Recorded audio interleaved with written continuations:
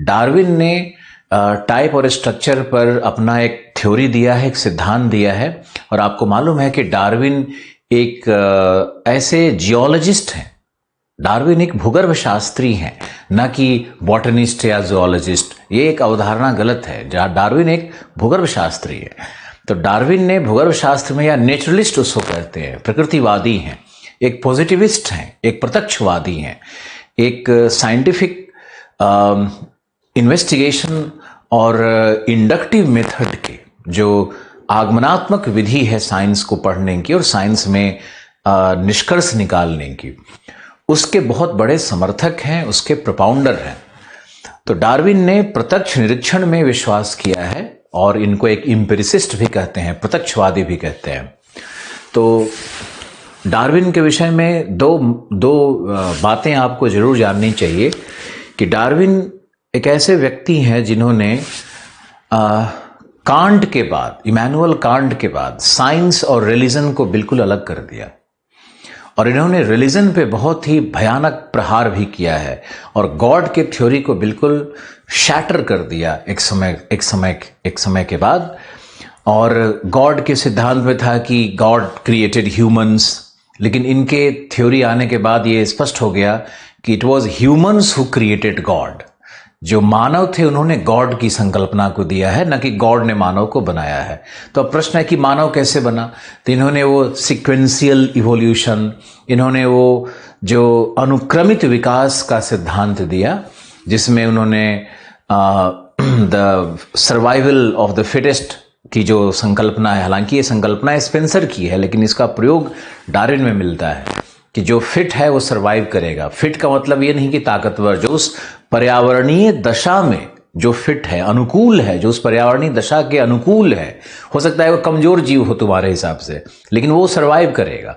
जैसे मान लो कि न्यूक्लियर वॉर होता है तो उसमें, जिसको आप कॉकरोच कहते हो, तिलचट्टा कहते हो, तो ये सरवाइव करेगा न्यूक्लियर रेडिएशन से, लेकिन ह्यूमन सरवाइव नहीं करेंगे। इसका मतलब ये नहीं है कि जो तिलचट्टा है, जो कॉकरोच है, वो ज्यादा ताकतवर है, बिल्कुल नहीं।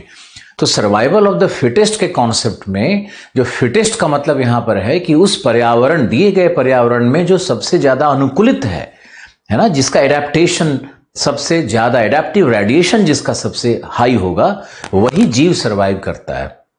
जैसे कोल्ड वाटर में, कोल्ड वाटर इकोसिस्टम है तो उसमें कोई पेंगुइन डाल दोगे तो वो वहां पे सरवाइव करेगा। वहां पे तुम वार्म वाटर से उठा करके किसी फिश को डालोगे तो मर जाएगा। तो ऐसा नहीं कि जो फिश मर गया वो कमजोर था, बिल्कुल नहीं, लेकिन वहां एडेप्टेशन नहीं कर पाता है। तो सर्वाइवल ऑफ द फिटेस्ट का अर्थ तो बड़ा गलत ले लिया गया बाद में, जिसके कारण सेकेंड वर्ल्ड वॉर भी हो गया।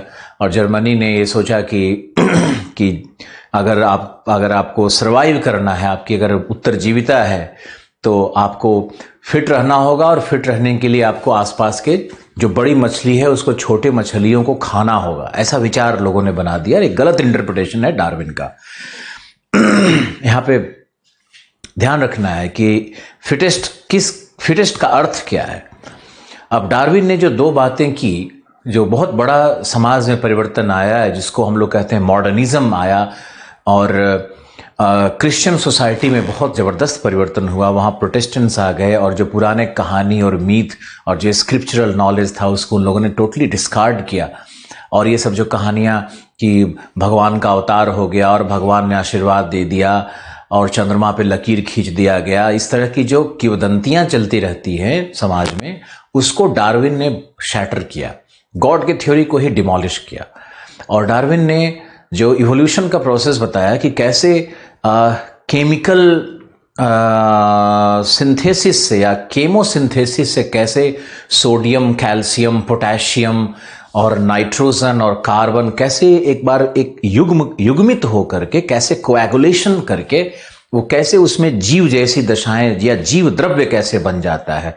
और वो जो जीव द्रव्य बन जाता है, उस जीव द्रव्य कैसे उसमें न्यूक्लियस का फॉर्मेशन होगा, और न्यूक्लियस कैसे टूट करके दो भाग में खंडित होने लगता है, यानी द एबिलिटी टू रीडुप्लीकेट इटसेल्फ कैसे नेचुरली ग्रो करता है। जैसे अमीबा में होता है कि अमीबा में एक अमीबा होगा, वो टूट करके दो न्यूक्लियस बनता है, उसमें दोनों टूट करके दो अलग जीव बन जाता है। तो ये जो डुप्लीकेशन का रीडुप्लीकेशन का जो थ्योरी आया, फिर उससे कैसे फिर how life came in the sea, ocean में कैसे आया, जीवन कैसे आया। फिर वो जो सबसे पहले साइनोबैक्टीरियम, जो ब्लू ग्रीन एल्गी जिसको आप कहते हो, वो कैसे आया। फिर वो एल्गी कैसे धीरे धीरे फिश में, फिश कैसे फिर फिश उछलता है पानी में तो कैसे एवीज का विकास हो गया, जो पक्षी जिसको कहते हो, या फिर कैसे वो उभयचर एम्फीबियंस कैसे बन गया, फिर उससे कैसे इवोल्यूशन हुआ और इंसान मानव कैसे बना। इसका पूरा थ्योरी डार्विन ने दे दिया, पूरी दुनिया को स्तब्ध कर दिया। मेरे लिए डार्विन एक इतने बड़े मॉडल हैं, मेरे लिए डार्विन एक इतने महान पुरुष हैं, इतने बड़े साइंटिस्ट हैं मेरे लिए। तो उन्होंने फॉसिल्स के अध्ययन से इन चीज़ों को सत्यापित किया।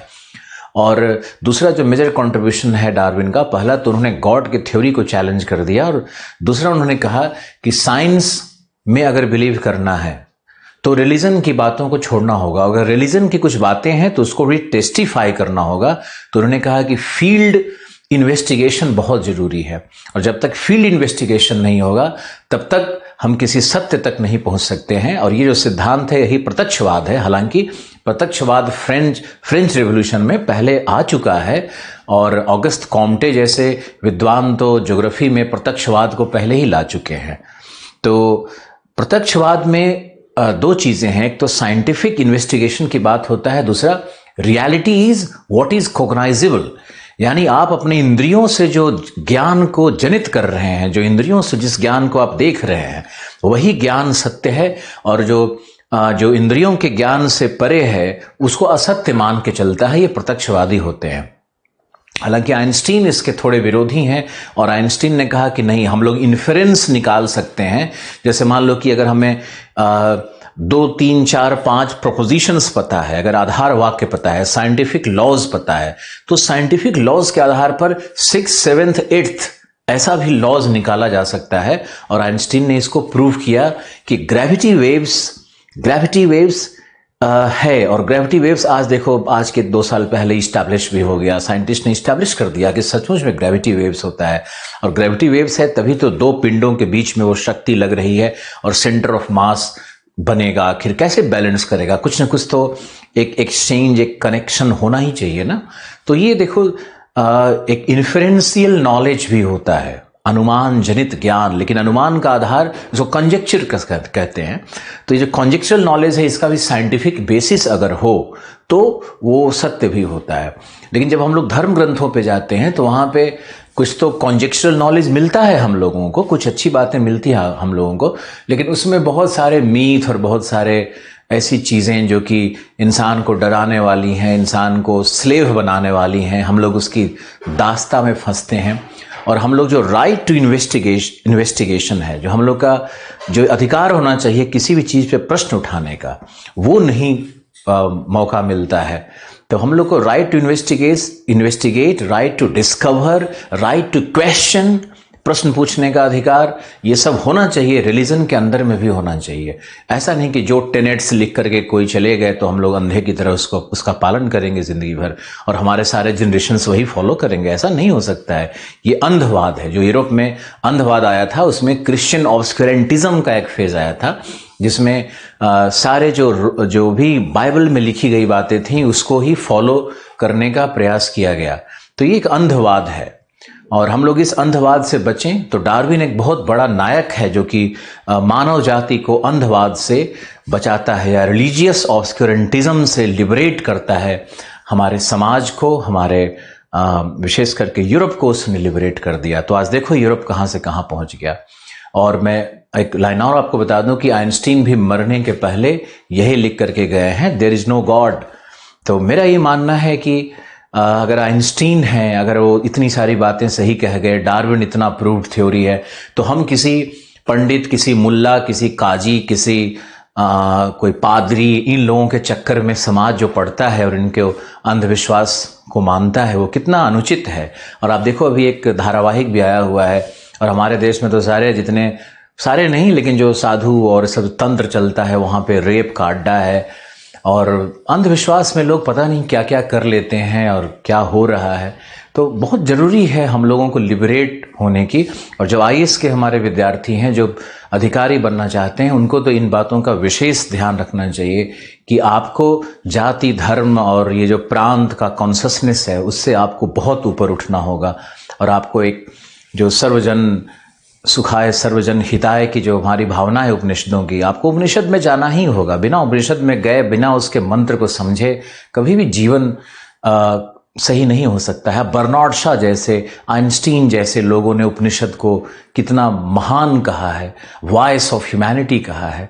और उपनिषद उस समय लिखे गए हैं जब उस समय कोई धर्म नहीं था। तो ये कोई धार्मिक ग्रंथ नहीं है, इसको वॉइस ऑफ ह्यूमैनिटी कह सकते हो। मदर नेचर में जो इंसान पल रहा है, जो मानव पल रहा है, उसकी आत्मा की आवाज़ है, उसका ये कॉन्जेक्चुरल नॉलेज है, उसका अध्यात्म है ये। तो ये तो हर धर्म के लोगों को उपनिषद पढ़ना चाहिए और उसके विषय में जानना चाहिए कि आखिर वो क्या लिखता है, क्या कहता है।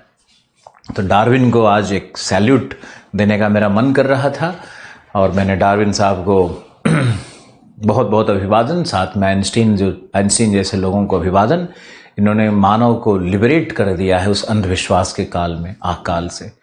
और बहुत बहुत हार्दिक हृदय से मेरी आवाज़ उठती है कि ये यूरोपीय लोग नहीं होते, लोग इनको एक उपनिवेशवादी के रूप में तो देखते हैं, लेकिन उन्होंने बहुत कुछ दिया है। बहुत जितने भी डेमोक्रेसी के थ्योरी आए हैं, जितने भी लिबर्टी के थ्योरी आए हैं, फ्रीडम ऑफ स्पीच के थ्योरी आए हैं, ये सब फ्रेंच रिवोल्यूशन या यूरोपियन रिवोल्यूशन से निकल करके आ रहे हैं। तो ये सब कुछ देन है उनका, डेमोक्रेसी उनका देन है, बहुत बड़ा। डेमोक्रेसी एक पावर होता है कॉमन मैन के लिए। Don't underestimate the power of the common man, जो डायलॉग। खैर, तो बस मुझे विश्वास है कि आप हमारी इन बातों को समझने का कोशिश करोगे और इसका अनुपालन भी करोगे। ये हमारी प्रार्थना होगी स्टूडेंट कम्युनिटी से।